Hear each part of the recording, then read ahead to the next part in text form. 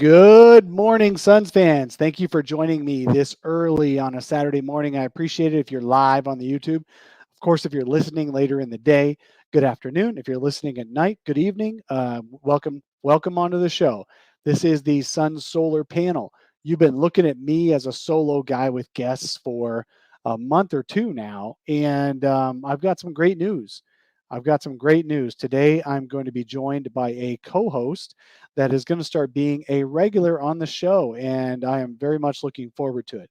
In the meantime, let me just do a little bit of housekeeping. I am your host, Dave King, and we are presented by the Basketball Podcast Network. We've got this live interactive show every week on YouTube. We have extra episodes during the week. Later in the show, I'll give you a reminder on that. Sign up on the feed on your podcast apps because it's a new feed and we're building that one back up. But thank you for joining us today.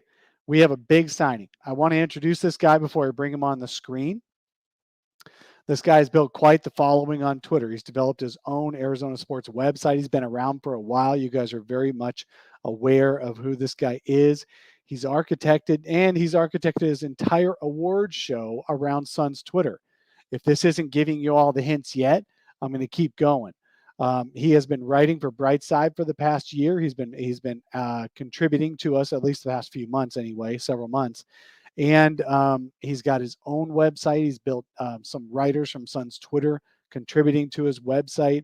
It's a great draft website. This guy knows everything there is to know about what's coming into the NBA as well as what's already in the NBA. And he's been credentialed media as well. He's going to start helping out with Brightside and Solar Panel, covering the Phoenix Suns on a more direct basis as well. Now he's getting in the podcast game. And he had in the past few months, he's been a regular on Locked On Suns with Brendan Clean. He appeared recently as a guest on the Timeline Pod with Mike and Sam, that great series of internal development. He helped work on one of those episodes as well. And he talked about Cameron Payne on that one. So I have the honor of adding a great co-host who's going to be joining us going forward. Welcome to the show, Zona. How's it going, man?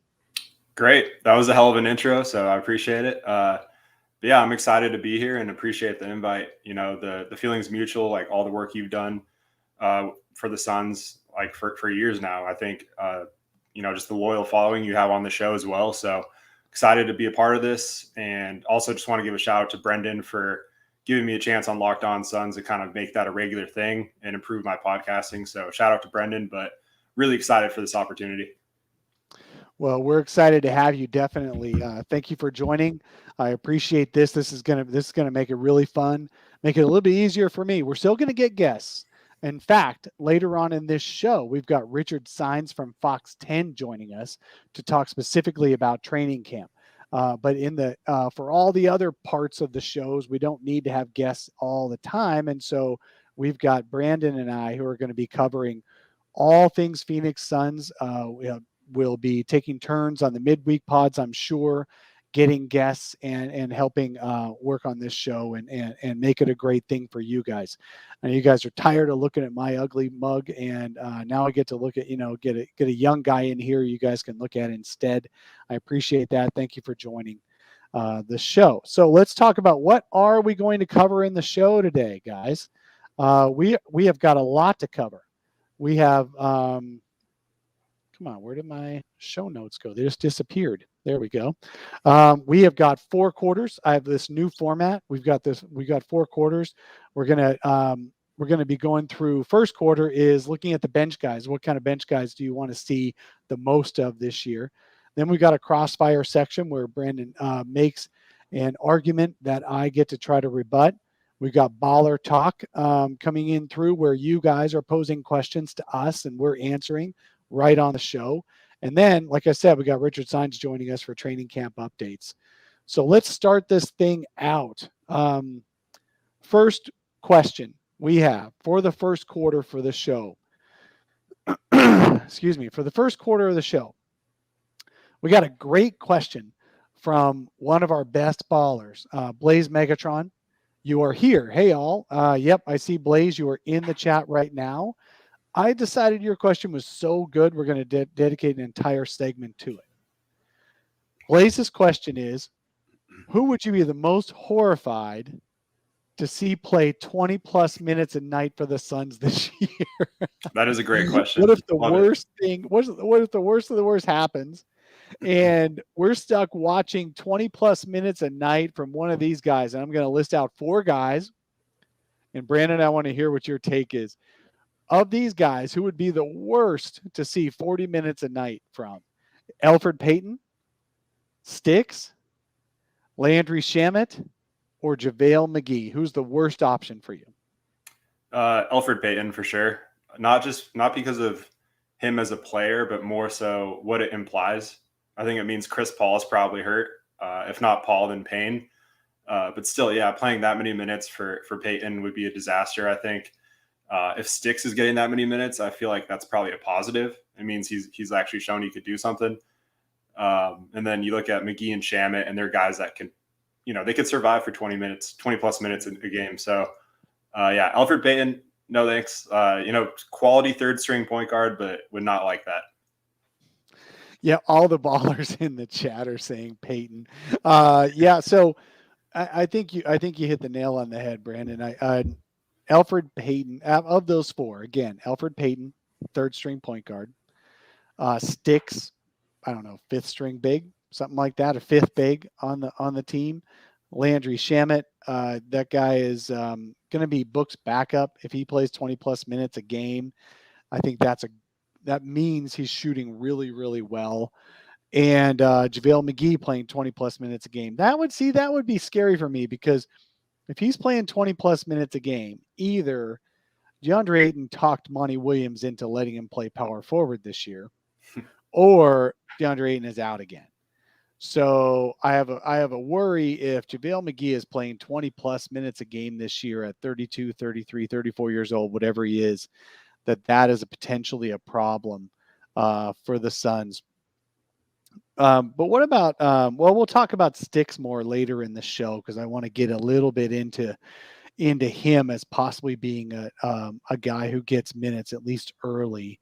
But if Elfrid Payton is playing 20 plus minutes a game, that probably is our biggest problem, right? Because you got Chris Paul, who's all NBA, MVP candidate, and either it would only be if he's hurt, because that dude does not sit down. He never sits down.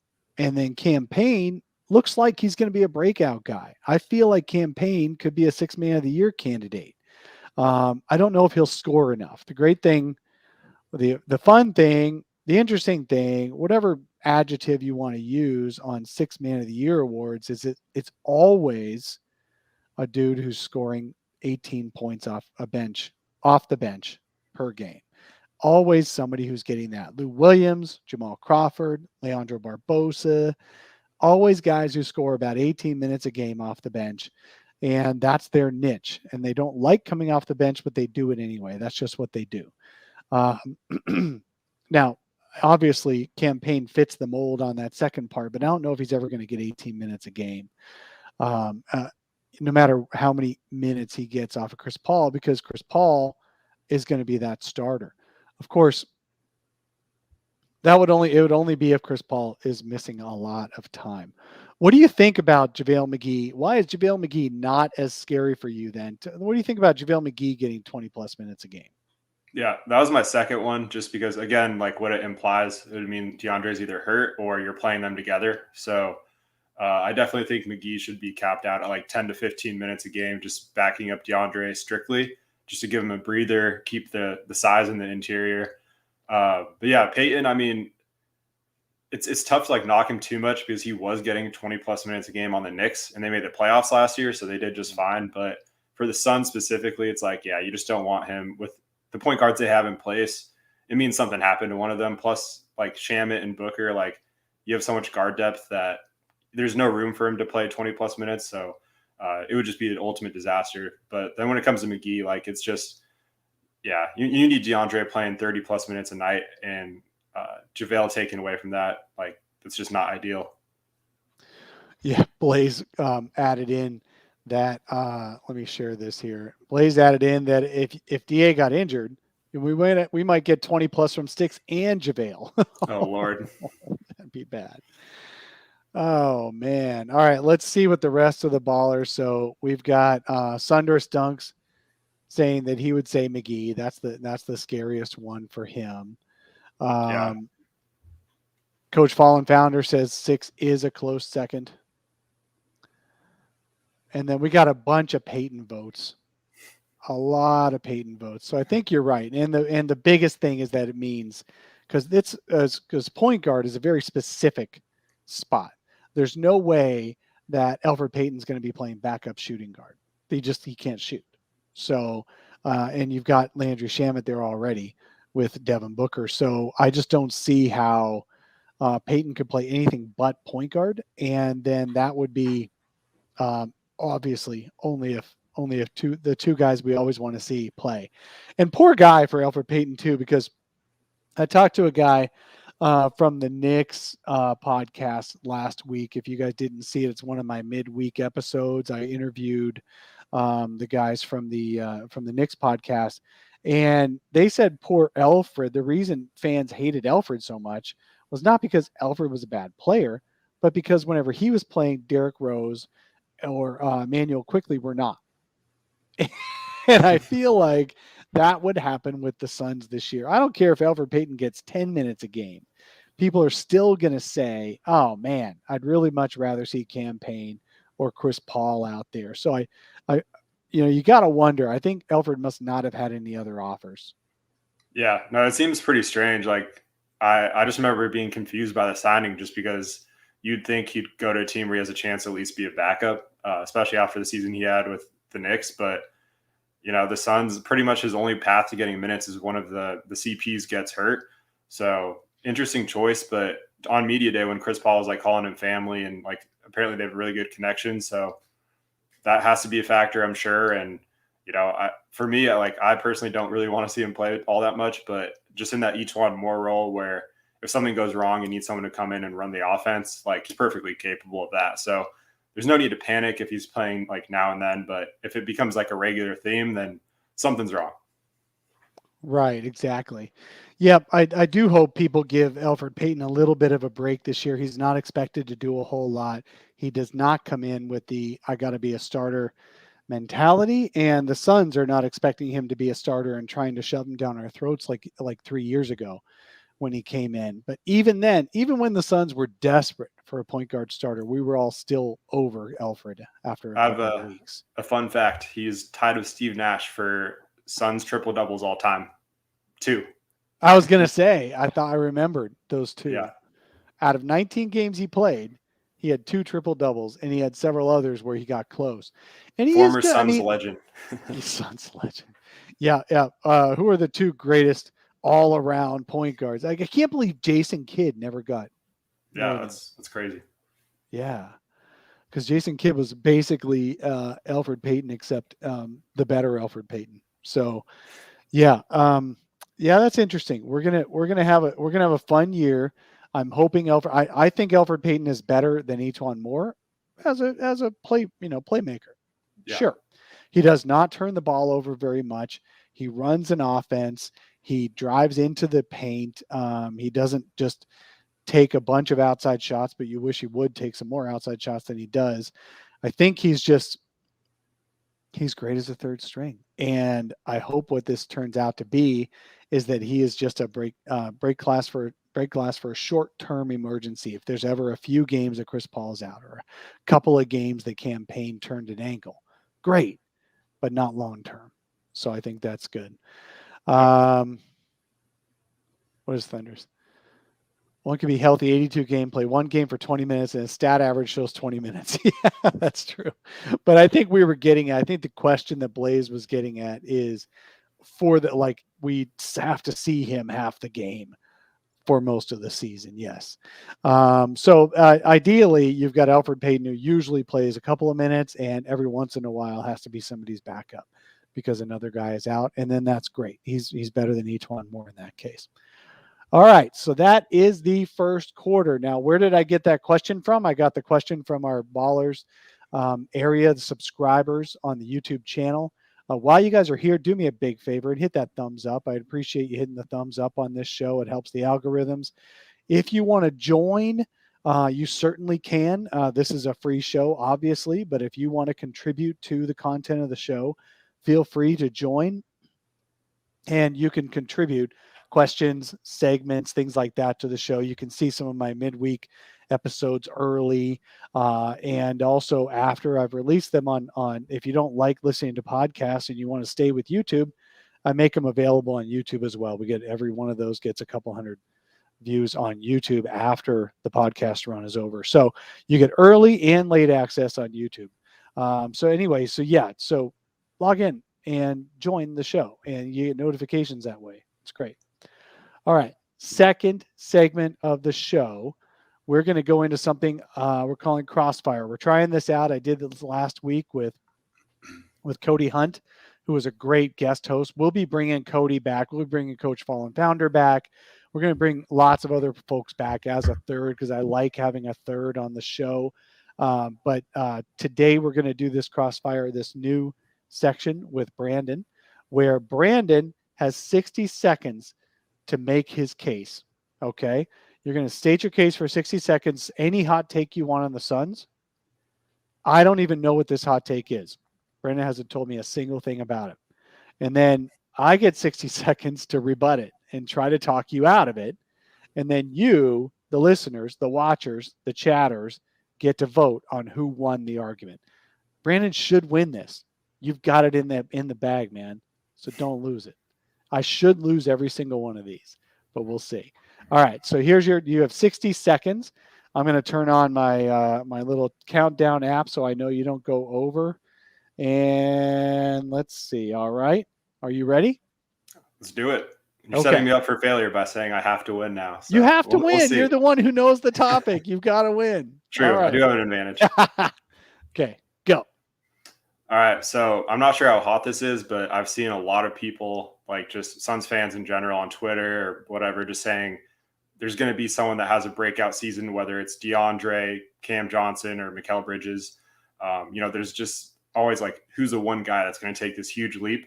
For me, I don't think it's going to be any of them. I think they're all going to get better. I think they're going to get incrementally better, but I don't see a major leap coming from anyone. And it's a good thing for the team because just the way the team's built, like Landry Shamet said, it's a we score mentality. And I think they're all going to have occasional flashes where you're like, oh, they're taking the leap. But the way the team's built, I just don't see a huge per game increase in any of their stats, really. I like 2 or 3 points each, something like that. I think that's better for the team. So I don't see like these crazy leaps that everyone's talking about happening. That's my hottest take. And I don't think it's a bad thing. I think just the way the team's built, like that's just a good team. So that's my hot take.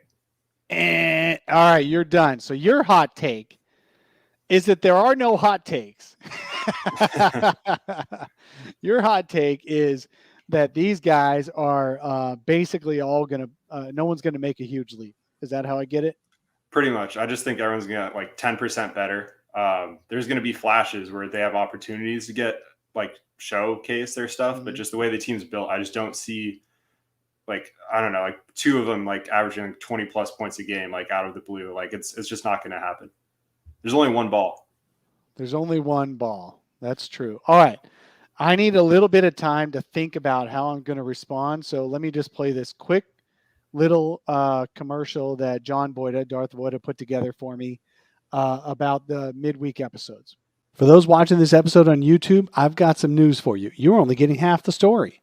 The Solar Panel Podcast delivers you an additional special episode every Wednesday with a national personality from places like The Ringer, The Athletic, Bleacher Report, Sports Illustrated, ESPN, NBA.com, and everyone else.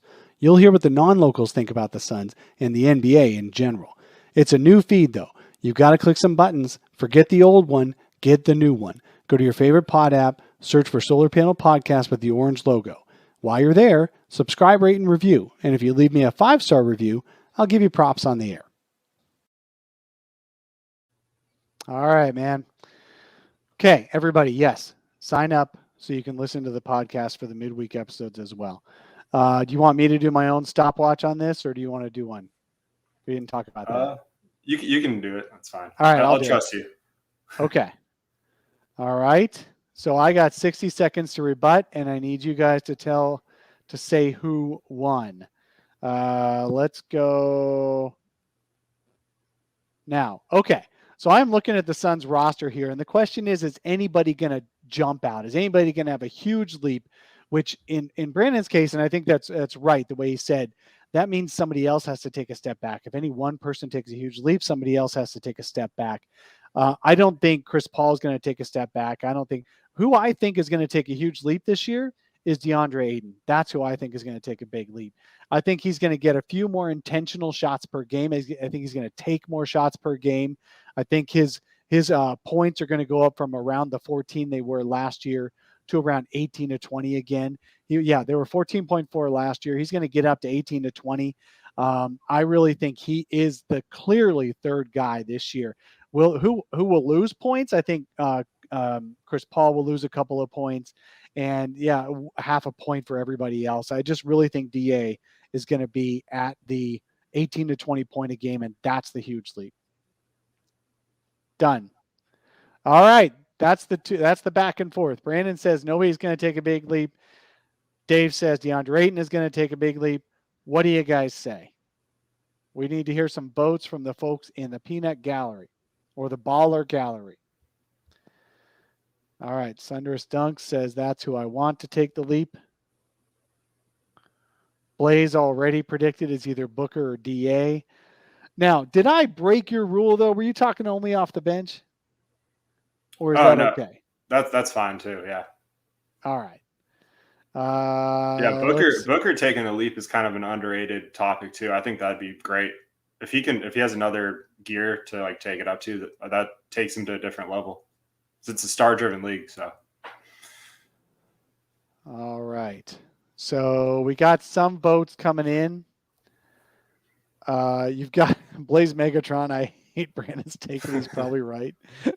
It's not as fun to talk about if nobody takes a leap. We already have the least news cycled off season ever for the Suns this past couple of months. And while people are trying to recover from a great season too, it's been pretty dead.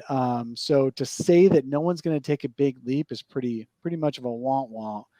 So to be clear, I do think they're all going to 2 to 3 points per game better, like all three of those guys. So I think that's something to take away. But yeah, I just don't see like this crazy like leap coming. But if it is DeAndre, well, who do you think loses if anyone takes a 2 to 3 point leap? Mm-hmm. Who's giving up those points? Because the team is only going to score about the same points they scored per game this past year.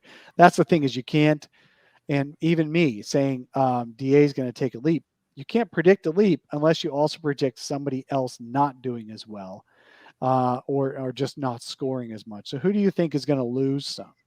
Exactly, yeah. That's the hardest part of doing this. I actually did like a stats prediction preview that kind of inspired this a little bit, and I was just going through like top to bottom, like they're probably gonna have 6 or 7 guys in double digits again. So, and I think Cam Payne will even take a leap too. So I think like Crowder would probably take a little bit of a hit. Chris Paul, obviously, he might not have to go point guard mode and take over games as often as he did last year, offensively at least. So I think the two veterans would probably have to sacrifice a little bit, but all the young guys, I think they're just going to keep getting better. But yeah, like you said, there's only so many points you can score in a game, and they play a pretty slow pace overall. So maybe if they increase the pace a little bit, that's one way to, generate a few extra points a game. But yeah, it's tough to see anyone taking a major downfall, I guess. Yeah, I think you're right. It's funny because the people we predict to lose a little bit are the ones we think are going to be okay with it. Nobody in the NBA is okay with it. Chris Paul is not going to be okay with it, but he might intentionally play fewer minutes. Mikal Bridges is going to be scoring a little bit more this year. I just think he will. Devin Booker might take a hit a little bit, but then again, Devin Booker is like on his way up, not on his way down. So would Devin Booker even take some points away from people? I mean, I can see him actually going up on scoring. I think probably if anyone's scoring is going to increase, it's going to come out of the starting lineup. I just think it is. That's just the way. That's the way that goes. Yeah, Paul Anderson, there will be injuries. I hate predicting injuries. Oh, makes me uncomfortable. There always are some kind of injuries. The Suns were lucky on the injury department this past year. Although they felt some in the playoffs, none of them were debilitating. So that's going to be tough. So it's curious. I don't know. We'll see how that goes. I thought that was a fun section. Thanks for doing that. Looks like we're about 50-50 on the votes. So I'm going to defer to you. I'm going to say Brandon won this one, but it was pretty close. If anybody jumps out, I think it's going to be DA. If anybody has any serious incremental increases, then you're talking Mikal, you're talking Cam Johnson, you're talking like 1 to 2 points a game, 2 to 3 points a game. But if anyone has a big increase, it's going to be DA. And I'm curious about the way he talked about his role this year. We'll talk about that in the training camp section. But I'm curious how DA is going to handle this year. But anyway, let's talk about that when Richard's on, sit and get his take as well. And we'll get your take, and I'll give you all my take too. Okay, so we have gone through our first two segments, and we're making pretty good time here. I am going to read, and I want to tell you guys that you are welcome, and you should just thank me in the chat right now. You're very, very welcome.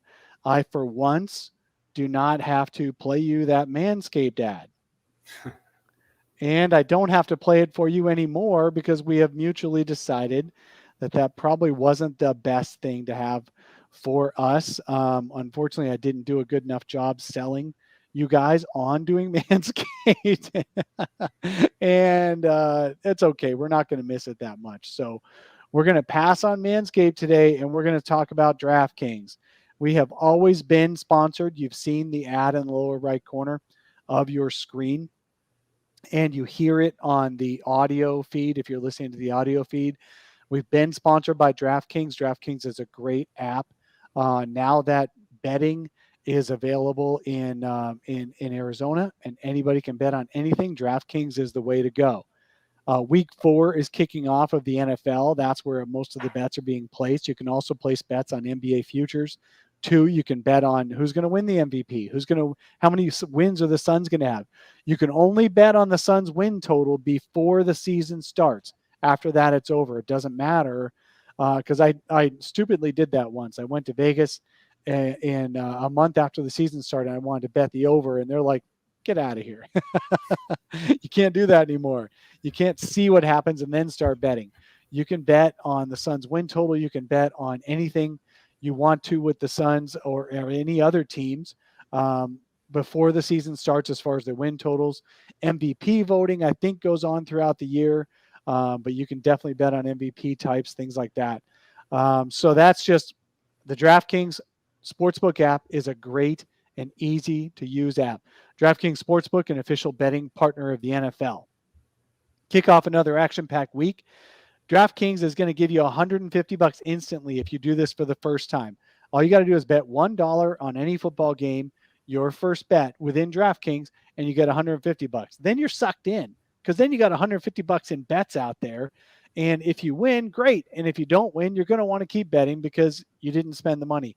So get in there, get excited, start betting on things. There's this guy, Matt Moore, was telling me that you can bet on, first quarters of games and halftime scores and things like that. So he would bet, he got a feel for one of the teams this past year, and he bet that they'd win their first quarter and lose their second quarter every game. I felt like you could do that with the Suns, right? They'd lead at halftime, then have a dud third quarter, and they come back and win in the fourth. You can bet all that stuff. So do that with DraftKings, and the first one, you get $150 instantly. Download the DraftKings Sportsbook app now. Use the promo code TBPN. It's right on your screen. The Basketball Podcast Network. That's what that is. TBPN. You get $150 in free bets when you place a $1 bet on any football game this weekend. Promo code TBPN this week. DraftKings Sportsbook, an official sports betting partner of the NFL. The caveats are, if you're in New Jersey, Indiana, or PA, you've got to be 21 or older. New customers only. Minimum $5 deposit and $1 wager required. So $6 out of your pocket to get $150 back. One per customer. Restrictions apply. See DraftKings.com/sportsbook for details. If you do have a gambling problem, you can get help. Call 1-800-GAMBLER or in Indiana, 1-800-9-WITH-IT. All right, so there's our DraftKings ad. Thank you so much. I like that better than the other ad we were playing at halftime of the show. So I appreciate you guys joining in and participating. And if you log in and do that app, use TBPN over any other codes you've been given on all over the social medias and the podcasts. Everyone's got their own code. Use ours, TBPN. And take the over for the Suns futures. Was it 51 wins? 51.5. Yeah, it was anyway last time I looked. That's easy money. Yeah, it is, isn't it?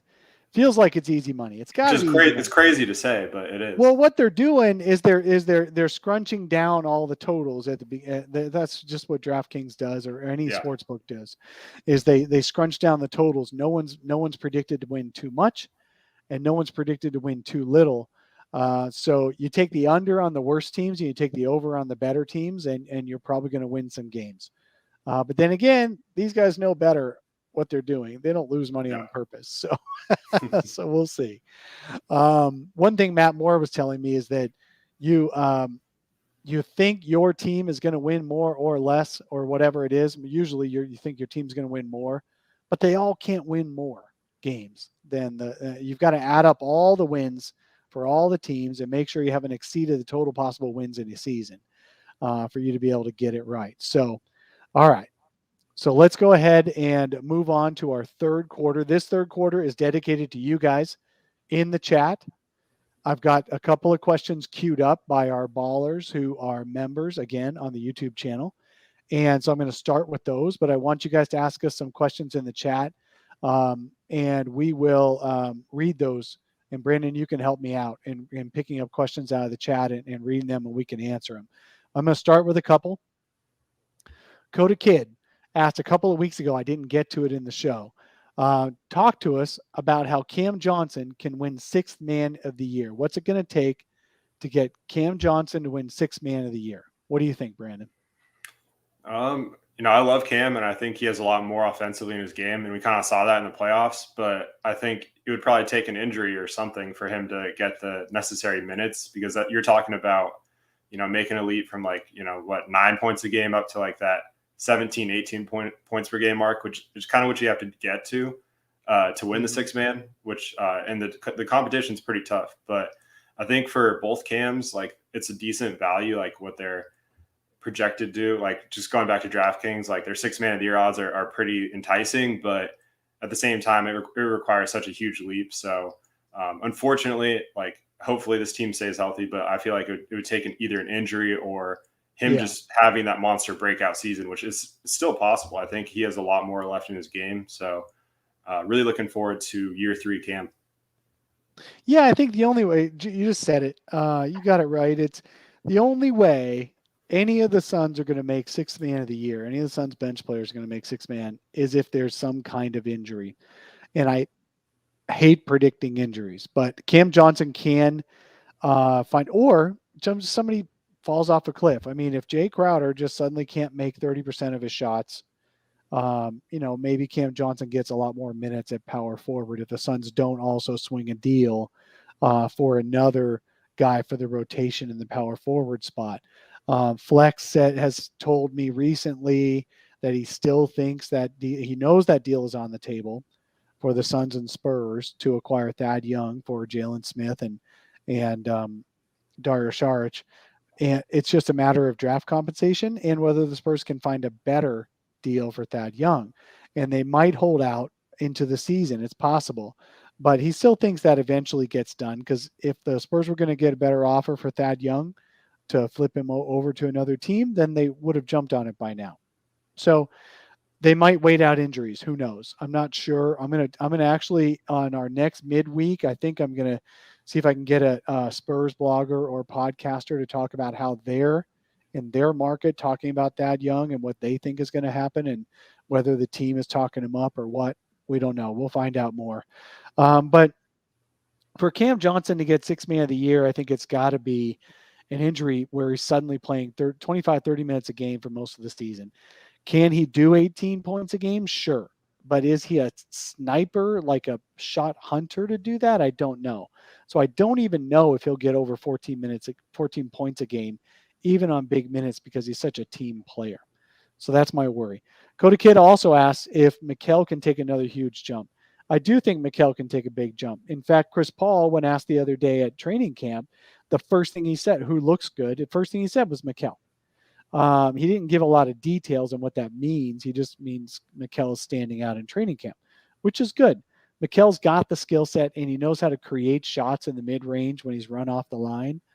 So what do you think? Can Mikal make a huge jump, even if it's not statistically, just as a contributor to a finals winning team? Yeah, definitely. He's someone that I think too, like the per game stats don't really matter as much. It's just like confidence and consistency. So it's, whenever he's shooting confidently, the Suns are most likely going to win. Like we saw that last year.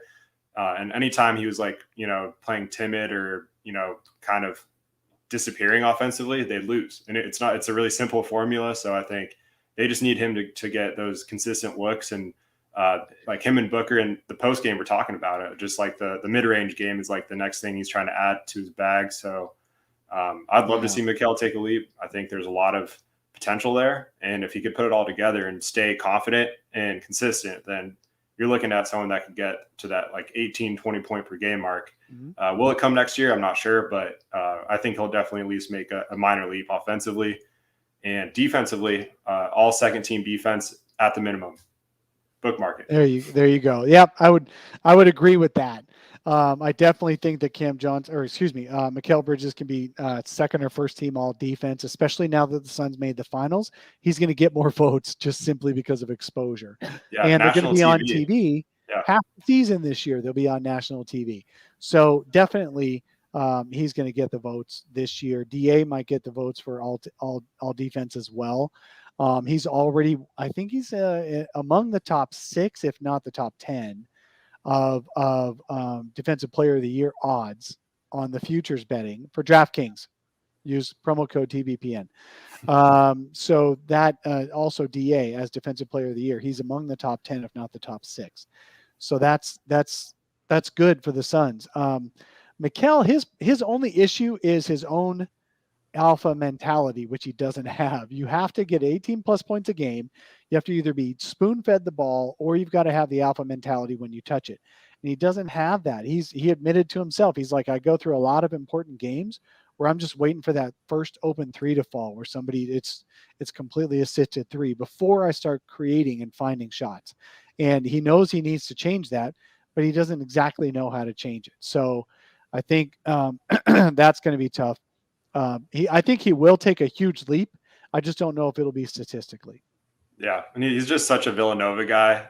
Like it's always a good thing, but then when it comes to like what you're talking about, like being an alpha, it's almost a bad thing because he's such a team first guy that sometimes he's like too unselfish. So he needs to kind of rewire his brain a little bit and just get a little more aggressive.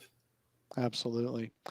Okay, MT, another one of our Flaming Ballers, our members, got a question in before the show, and he actually posted this a couple of weeks ago, and I didn't get to that one as well. But let's talk about it now. He wants us to talk about the Greek Freak for 2 hours straight. Do you think we can do that? See ya. Logging off.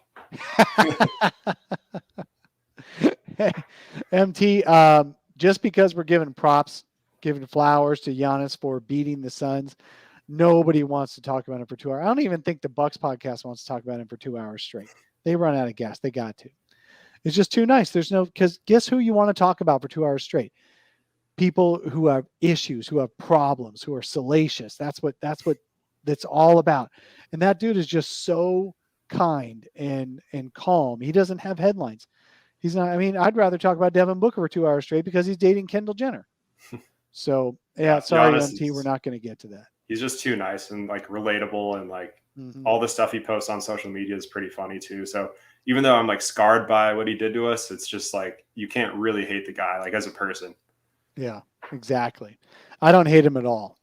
If anyone was going to win over the Suns, him scoring 50 in that closeout game was, I mean, you just can't hate it. Can't hate it. I don't like that the Suns didn't have a better defensive game plan, but they just didn't have the personnel. And Deandre Ayton by that time was so shell shocked.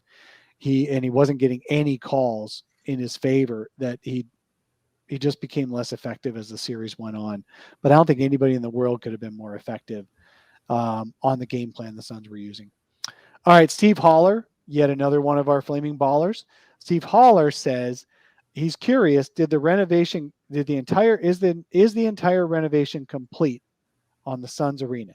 They said they still needed to work on the second level this past summer. Well, the great thing about one of the advantages, not a great thing, but one of the advantages about the pandemic is that the Suns got to get a lot more done on the arena. All the pedestrian levels, so the fan levels are done, as far as I'm aware. There may be some a little bit of like wiring and stuff like that has to be done, but basically all the construction on the fan levels are done. That's how they got the 20,000 people in there for the playoffs. They would not have been able to do that if it was as expected off season, but because of the pandemic and that first break, and not going back to use the arena for 6 months instead of 4, they were able to get a lot more done on the walking levels. What's not done is the bowels, the lower level, the event level. That one still has some construction going on, still has some temporary things set up, but they did move the media room around. There's a new club down there for season ticket holders, the high value season ticket holders, but they're still working on finishing that one out. So that part's not done, but that's for the, I'm sure that'll be done enough to be usable for the games this year for the high paying ticket payers and those special clubs that they're allowed to go to, and the media areas and the locker room is done for the players and stuff like that. So I'm guessing they're 80-90% done. Have you heard any different, or have you been over to the arena, Brandon? Yeah, I've seen it. I don't know about like the construction status, but that place is beautiful. Same with the practice facility. Just, I think one underrated thing is like JaVale McGee being a YouTuber / vlogger. I think him showing off the practice facility and like their arena and stuff like that is going to help even more as far as like all the NBA players he's friends with and stuff. So I think the word's going to spread. Like the Suns are going to be a destination soon just because of all the money they put into it to their facilities. So I'm excited to see down the road, like once CP3's, hangs it up, just like what kind of free agents they can attract. All right, man. We got one more. Let's take questions out of the chat really quick. We got Richard Sines joining us. Actually, you know what? Let's bring Richard on for some of these, a couple of these final questions. How you doing, Richard Sines? What's up, guys? It's always a great day when we're talking Suns basketball, right? I mean, absolutely. And we're mentioning the P word, as in playoffs, like where they're going to be seated and that kind of stuff. It's great. I love it. Yeah, Devin Booker even commented yesterday, is like, it's really nice to be able to talk about in the playoffs hoping for a championship as opposed to just hoping to qualify for the playoffs. He's really glad that narrative changed. Yeah. Well, thank you. We got Richard Sines from Fox 10 on here. Sorry, I just want to do the full introduction. You can find him on that TV channel, that on Sunday nights. And what else do you do with Fox 10, Richard? Yeah, I anchor all week. People ask me if I just have a cot in the back of the station and just sleep and wake me up. Hey, it's time to, kind of like the old commercial, time to make the donuts. Yeah, get up and go. This weekend during Fox 10 Sports Night at 10:30, 30-minute sports show. Of course, we're gonna have plenty of Cardinal stuff, but you'll get to see my one-on-one interview with Chris Paul, who is just, I think, an unbelievable talent, and not just a great player, but it's funny how his life is a lot like his game, where he's so versatile, right? I mean, he can score, he can pass, he plays good defense, but he's not just a basketball player. He's an author. He's got a book coming out. He's a producer. He had a documentary about when the day sports stood still, about the pandemic. So it's really cool to see the different layers of Chris Paul. It is really cool, and he's got that whole HBCU thing coming too. The basketball tournament for the historically black colleges and universities coming here this fall as well in November, and that's pretty great. And I just love that he's actually he bought, what do you do? He bought 500 tickets for the Mercury game. Awesome. That are just left at will call. For the first 500 that show up, you can go watch the Phoenix Mercury in their version of the conference finals. I think it's just a semifinal, Final Four. I don't know if they have conferences anymore, but definitely the Mercury have been looking really good in the playoffs. I've actually watched a couple of the games. Love watching Diana Taurasi scoring 37 points when the other coach said he didn't think she was injured, and so she had to show him up. Let's get some chip on her shoulder. Richard, we have a question that we're going to answer from our chatters here. Do you think that Cam Johnson will be starting by the end of the year, and when, over Jay Crowder, or do you think it's always going to be Jay Crowder? That's a good question. I know that's a hot topic right now, but it's funny how does it matter who starts, who's there when the tip off is? What if Jay Crowder is the guy that starts and then finishes, but Cam Johnson's the guy that plays more minutes? I think it all depends on matchup, flow of the game, the part of the season, the mental state of each player. I think it's funny because Cam Johnson was the guy I think is the reason why James Jones won Executive of the Year. Because when Cam Johnson was drafted, people were like, "What? What are we doing?" I think Dave, you're probably the only one that would really supported that pick, if I remember correctly. Because I was like, "Oh boy," and when and when some of his own teammates were like, "Wow, really, bro? He got drafted?" Who's the better player now between Kobe White and Cam Johnson? Right. And on that day, nobody would ever guess that. And I think those are the kind of draft picks that James Jones has made, moves that he's made that have really shown how great of a job he's done. So I don't know. Yes, there's a high definite possibility of that just because he's so good, you cannot have him on the court. But if he starts, I don't know how big of an issue that is, as long as he's getting into the game and able to influence the game, I think is more important. Yeah, and I think it depends on the night. It depends on the night on the defensive assignment, I think, because Jay Crowder is better than we give him credit for on defense. Oh, absolutely. And when you're in the fourth quarter, I think it's going to be that matchup dependent. What do you think, Brandon? Yeah, no, I totally agree. It's going to be very matchup dependent. Depends what kind of forward you need next to Ayton to close out who you're going up against. But I also agree that it doesn't really matter who starts. It's about who finishes and just like the minute distribution. So I think Cam's going to have more opportunity this year to get more minutes and show what he could do. And if that's at the expense of Jay, then so be it. But they're both going to be very important to what they're trying to do. So I just love the wing balance of like how they all bring something a little bit different to the table. So yeah, I think Cam could definitely take that starting spot, but at the same time, it's just all matchup dependent. And I think that's a great problem to have, right? Where Cam Johnson is so good, you have to find ways to get him in the game. But let me make one thing I think very clear is you need Jay Crowder. You need him on that wall. You want him on that wall. He's the guy. You do. He's the guy that when you're in an alley and you're walking down the alley, dark alley, who do you want? Cam Johnson or Jay Crowder? You want Jay Crowder behind you. You know what I mean? Because you need, every team needs those kind of guys that when, things are going to get physical, he's going to stick up for Devin Booker. He's going to stick up for Chris Paul. He's going to stick up for Cam Johnson. So I think Jay Crowder plays a very valuable role. And I think Cam Johnson has just emerged so much that you have to find ways to get him in. And that's a great problem to have. It's a great problem to have. Exactly. Okay. Our next question. Do we think the new foul rules will affect Booker and CP3's effectiveness on the court? Now, the new foul rule being that the refs are supposed to not call fouls that are not fouls, defensive fouls, where the offensive player makes a non-basketball move to force a foul call and get free throws. Do you feel like Devin Booker or Chris Paul will be negatively affected by that change in how fouls are called? Richard, go first. Maybe. I don't think Devin Booker and Chris Paul are that mentally weak where it's going to affect them. I think they obviously use the rule to their advantage, in years past, like everybody else has.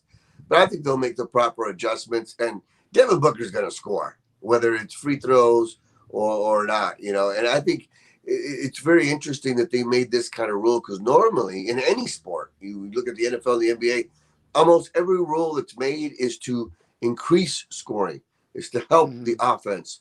So this is an interesting rule, and who knows how strict they're going to be with it, how much they're going to implement it anyway.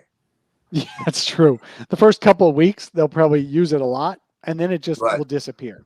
And Right. especially by the playoffs time, I feel like that's going to go away. But the hope is that I think some of the examples I've seen online is that the NBA referee official is sharing on Twitter, at least, is examples of guys who are driving, and then all of a sudden they just stop and jump back into the Right. trailing defender to create the foul.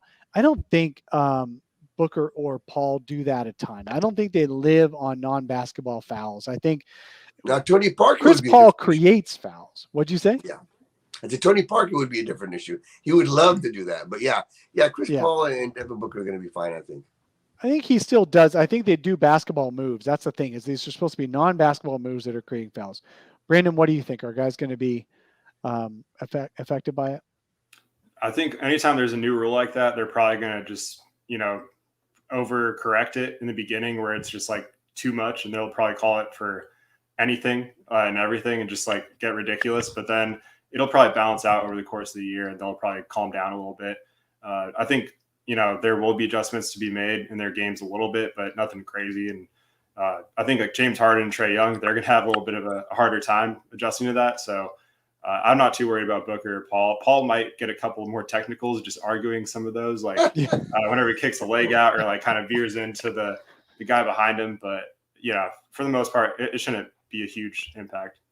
I'm pretty confident the leg kick is not really going to be affected at all. I think it's the throwing yourself back into the defensive player to create the foul where you can't really take a shot, but you're throwing the ball toward the hoop anyway. I think that's what they're trying to focus on. The other change that the referees are doing this year is that they are not going to have the refs check out of bounds within the final 2 minutes automatically. They're going to make the coaches do a challenge if the coaches don't like the initial ruling. Now, my thing is, I don't think the coaches have enough challenges to do this as much as they want to. So I feel like we're going to have a faster end to the games because out of bounds can't be called. And the one that jumps to my mind always is the stupid, now, before the alley-oop, remember the alley-oop game, right? Where it's unbelievable that, who was it? Paul George missed 2 straight free throws.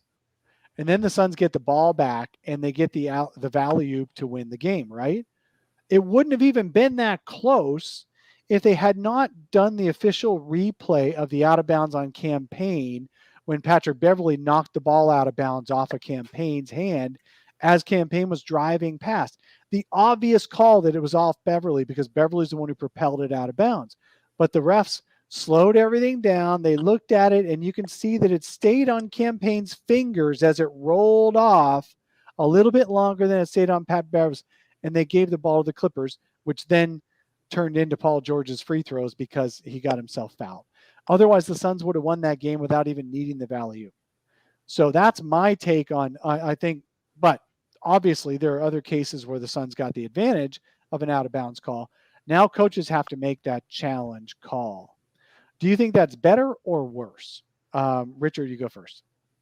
Well, I think anything that changes that kind of a decision where, the ball's out on Campaign. I remember thinking, this is so bad. I mean, and by the way, the alley-oop is the password at my computer at work. Yeah. Thank you for telling us. In, and I was like, hashtag alley-oop. And they're like, really? I'm like, yes, that's my password. Anything that makes the game end quicker, I'm so for, because I was ready to go on air right at the end of that game, and I'm like halfway into the sports office in the studio, like, is it over yet? This is the longest 2 minutes of my life. It took 30 minutes for that 2 minutes to go. I'm telling you. So anything that helps the game go by quicker and gets rid of those stupid calls. I mean, because there's no way that ball was out on Cameron Payne. Like you said, how is the trajectory of the ball changing when Campaign's going this way and the ball goes that way? How do you not know that's because of Patrick Beverley? So anything that helps that, I'm all for. Yeah, I Yeah. thought that was just absolutely ridiculous myself. So, yep. Brandon, do you have any other comment on that? Yeah, What do you no, think? in that game, I feel like that's the first time in like Suns playoff history that karma worked out in their favor immediately. Exactly. Yeah, So, but yeah, I agree with you it's guys. true. Just That's a good point. yeah, Karma is real, Brandon. Yep, it Suns is. finally And got some. Yeah. the less replay reviews, the better. Totally agree with you guys. Just stop. Like, I mean, if it's like an obvious thing, definitely review it at important stages. But every like 5 seconds, we don't need to like look at everything. You know, another thing that I think I know I recall, but I'm not 100% sure of the applicability of this, but I remember Monty Williams being frustrated by some non-calls in the last 2 minutes, and his explanation in our post-game interviews is that he was not, there are plays like the out of bounds that he's not allowed to challenge Right. if the refs don't do it. And I don't know if this 100% fits, but it could be now that Monty Williams or any other NBA coach has a little bit more control over when they want something challenged in the final 2 minutes that they might not have had control over in the past. And then there were times where the refs just decided not to challenge things when they should have. So it's possible to help. My only worry is that you only got, is it one challenge a half or two a game? I can't remember, but it's you can run out of challenges pretty quick and then you're done. So at that point, the game is just the game. Maybe that's better. It'll certainly end faster. Okay. Thank you for posing the questions in the chat, folks. I appreciate your input here. Let's move on to other training camp updates. I want us to talk about Deandre Ayton's comments this week. So he made some on media day. Richard, you heard some of those about how he wants to take more threes. He wants to play next to JaVale. He wants his dream to come true where he can be a power forward again. Then later in the week, he commented that, yeah, I've finally gotten good enough at the part I hate or part I don't like, which is the big man role, that I can ask for stuff that I enjoy, which is shooting and all that. What do you think? Do you think Deandre Ayton is going to be a problem this year, or do you think he was just being Deandre Ayton? No, I don't think it's going to be a problem. I think the fact that Deandre Ayton's talking about shooting and being more aggressive offensively is fantastic. Because I don't know how many times I've been watching a game and being like, shoot the ball, turn around, take it to the hole, and get more aggressive. So Yeah, I think that's great. And I think that's a product of Chris Paul. Because I'll never forget watching a game when there was no fans in the stands, so you could hear what players are talking about. And Chris Paul throws it down to Deandre Ayton. And Ayton doesn't even look at the rim and throws it back to Paul. yeah. And Paul like immediately throws it back and says, no, and like, take it to the water. I'm like, yes, Yeah. that's what we want somebody to tell. We need somebody to tell DeAndre Ayton. So the fact that DeAndre Ayton's talking about being more aggressive offensively is fantastic. And I'll take that any day of the week. What do you think, Brandon? Yeah, no, I totally agree. I think just being more aggressive offensively, and like in year 2 with Chris Paul, like I feel like the first year, especially early on, he was just trying not to piss him off, and he was playing a little bit too like timid at times, which everyone's going to do when you're playing with a Hall of Famer like that at first. So that's kind of why they started like 8-8. I think Booker was also struggling a little bit too, just trying to find that balance. So I think now that they have this year under their belts, it's going to be a lot easier for him to kind of add to his game within the flow of the offense, because obviously you don't want him to like force anything, but I think there's a lot of opportunity just last year that, either he'd pass out of it or just kind of look to try to get teammates involved. And like Mikhail, sometimes it's a little bit too unselfish, and just being a little more selfish, I think, is something that could help the Suns and keep the other defense on their toes. Excellent point, because I think for a while there, they were almost trying to be too complimentary, where you're right. Yeah. Everybody's like, no, I'll pass it to you. No, I'll pass it to you. And after a while, you're like, somebody, for the love of God, shoot the ball. So yeah, excellent point. Yeah, if his newfound offensive game includes aggression inside the paint, all for it. Drawing fouls, he's commented that all week, like several times this week. I need to draw more fouls. I joked with him last year after one game. I was like, man, you're going to have to learn how to yell when you shoot, because he does get hit on his drive sometimes. He often, he's better than Marcin Gortat at avoiding contact. Gortat was so good at avoiding contact, falling out of bounds, to not get hit on his drive so he can make his layup. DeAndre's even better at that, but he also does get hit more often than he gets calls. He just needs to learn how to yell. He needs to learn how to throw himself down on the ground. I joked about that too. I'm like, you're going to have to get some, you have to hit the floor sometimes to get those calls, I think. He's aware. I don't know if he's going to end up. I mean, Giannis spent more time on the floor in the finals than anybody did because he just knows how to throw his body around without hurting himself. If that's what we're talking about, great. But if we're talking about him just taking middies again, probably not so great. Taking open threes, for sure he should be taking them. He should be taking them with confidence so he can make them. And then he's going to force the defense out. And then he showed in the playoffs that he can put the ball down and drive on a big who's running out to him at the 3-point line. He embarrassed Andre Drummond. He embarrassed a couple of other 7-footers in the playoffs when they actually decided to run out on him at the 3-point line, even though he never takes shots. If he starts taking those shots, that's great. He can definitely do that, and he knows how to dribble when he's on the move. What I don't want him doing is pounding the ball in the post, because what he does, he dribbles too high in the post, and then the guards swipe the ball away, and that's where he loses it sometimes. So it all depends on what he's talking about with extra offense. But I said earlier in the show, Richard, before you got on, that I think if anyone's going to take an offensive leap this year, it's going to be DA. And he's probably going to, I think he's going to be up at 18 to 20 points a game again this year. It's only a couple more shots. It's a couple more free throws to get there. He was at 14.4 this past year. And he was he's an excellent free throw shooter. He's an excellent free throw shooter. He makes 75, 80% of his free throws. You want that guy on the line. You need that guy on the line. Yeah, that's why he's a playoff cheat code, right? Because he's a big man that could shoot free throws and play hack-a-shack, and he can guard on the perimeter. So it's the big worry about Giannis had always been that he can't make his free throws when he gets to the line. And he started making them in the playoffs. He made 17 of 19 in that closeout game. And that was a shocker. Even his own team couldn't believe he did. That was great. But that's Ayton can do that. What's that? I don't want to think about that last game anymore. I still can't believe it. I mean, I was already planning the parade. I'm like, well, I'm off Saturday. The parade's going to be on the, I still can't believe it. I still can't believe they lost. Unbelievable. Yeah, nobody can. Devin Booker mentioned yesterday, he said, we're all hurting from it. We all needed time to get over it. No one's talking about it. I remember being at game 3 in Milwaukee, and the fans are chanting Bucks in 6. But I'm like, oh, how cute. They really believe they're going to come back and win. I was like, I felt bad for them. And then I'm there for game 6, and they're chanting Bucks. I'm like, these people actually spoke this into existence. I cannot believe this happened. I was so thrilled with the Suns fans during the playoffs. It was incredible to be in the arena and hear the thundering of the Suns arena. But man, the Bucks, they had 50,000 people outside the arena just standing there. Yeah. And I got to give them credit. They were good people. They were really genuinely good people. They were like, they wanted to win. But if they found out you were from Phoenix, they were even nicer.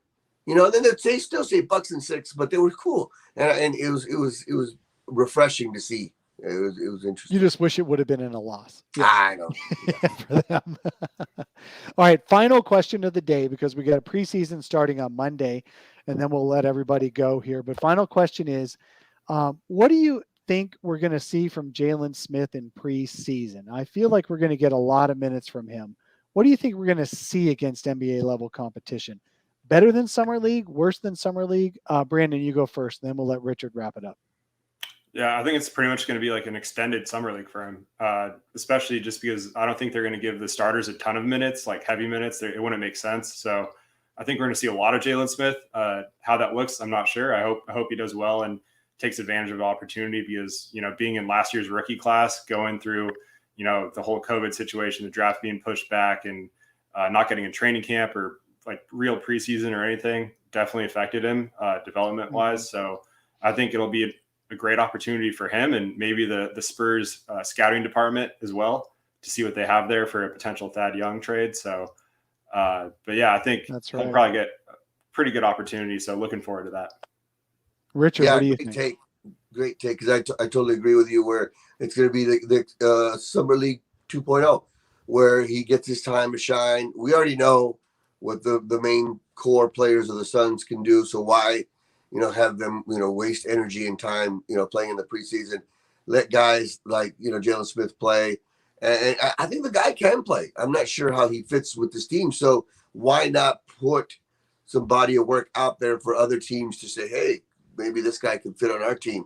So I think, you'll see a lot of Landry Shamet. You'll see a lot of Jalen Smith.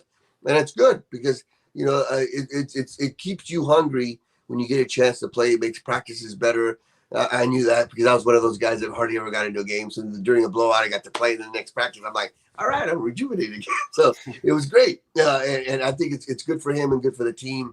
And also to let us know if we want to keep him or trade him, like Brandon was saying. Yeah, absolutely. I just hope he doesn't look as much like a baby giraffe as he has been. The dude he looks like he's just barely feeling his legs and his length out. But he played really well in summer league. Those are skills you can use in the NBA. Quick shot threes, big rebounding, weak side shot blocking. All those are just, if you drew up a guy you wanted as a power forward in today's NBA, he checks those boxes. He just needs to grow into his body a little bit. Yeah. So that he's nicknamed Sticks for a reason. He does look like a giraffe, a baby giraffe. And I just want him to grow into that. Thank you so much for joining us today, Richard. I very much appreciate it. We've been talking for years on the sidelines and in the media area. And I appreciate the work you do. You're awesome on Fox 10. Thank you. And I don't want to thank Jude LaCava for retiring, but he gave you a bigger platform to work on, and that's good for you. So it's good. And I just want to say I wouldn't be here without Jude. He was fantastic, great teammate. Yeah, absolutely. Thank you so much, Richard. Thank you. You have a good day. All right, we're going to start wrapping this thing up. Thank you all so much for joining us for the show today. Zona, I need to give you the platform for a little bit. We got to talk about something big that you're doing, that you've done for a few years now, and it's bigger than ever. So I'm going to give you a couple of minutes to talk about the Sunnies. The Sunnies are coming. Tell us about it. Yeah, it's going to be awesome. This Tuesday, October 5th at 7 p.m. PHNX is actually live streaming the show, so be on the lookout for that. It's going to be wild. There's going to be a lot of like guest cameos and features, a lot of like Suns influencers and people around the team. So, went all out. And for those of you that don't know what the Sunnies are, it's basically a Suns Twitter award show that I kind of started off like as a joke type thing, like on Twitter a few years ago. And a lot of people liked it. So then the following year I wrote an article on it, which was last year, and then was invited on the Outlet with Lindsey Smith. And got to talk about it on there, and it's just really taken off. So excited to kind of put this all together, and it's going to feature a lot of people on Suns Twitter and just hand out awards. It's going to be a really fun show. So I hope you guys tune into that. Absolutely. So it's on the PHNX Suns YouTube channel, and it's going to be, I'm sure they're going to do the audio version of it as well. That's Tuesday night, 7 p.m., and it's the big Suns Twitter Awards. So good on you, man. This is a great idea. Great way to prop up Suns Twitter arena. I think I was your first OG award a couple of years ago, and so I'm an alumnus. If you need an award presenter or anything like that, let me know. I'd be happy to jump on and present an award like they do. You can give me a Lifetime Achievement Award someday if you want to. I appreciate that one. But otherwise, congratulations. And Suns Twitter is a great group of people and is really worth propping up. Yeah, most of the time. No, they're a great group of people. Yeah, they're sometimes in bad moods. We'll say that. And they sometimes get a little too argumentative, but that just means it's like a giant family. Yeah. There's always going to be that back and forth, but that's what makes it fun. That's great. Every day on Suns Twitter is Thanksgiving, because it's when you see, it's like everyone has these weird fights you didn't expect to happen, but we all love each other at the same time.